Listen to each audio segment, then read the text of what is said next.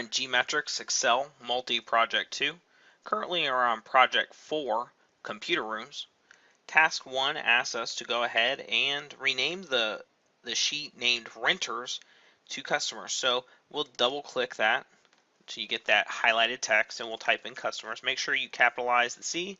We'll hit Enter to set that text. We'll click Mark Completed.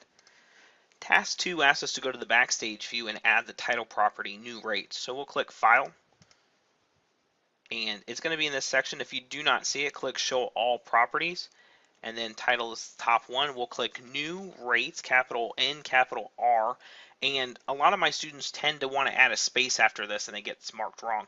So once you're done, click Enter or click off of it, and we'll go out of the Backstage view. We'll click Mark Completed.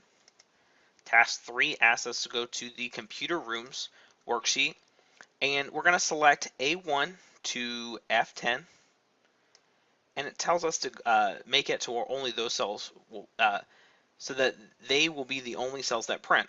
And so we'll go to the page layout, and the page setup, we'll click Print Area and click Set Print Area.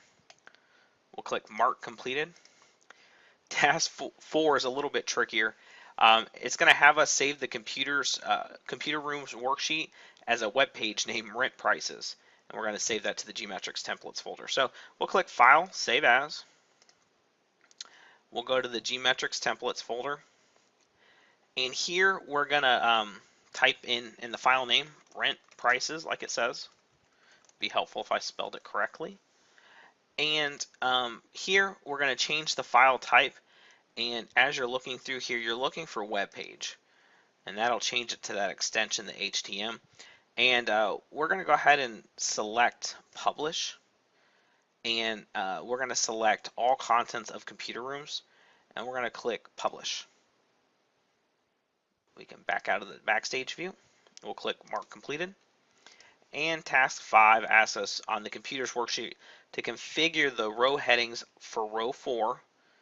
So the entry is wider than the column wrapped to multiple lines. Right here you can't see summer, July, or any of this stuff here. So what we want to do is select row 4 and go back to the Home tab, and we're going to just click Wrap Text in the Alignment group, and notice how it drops down.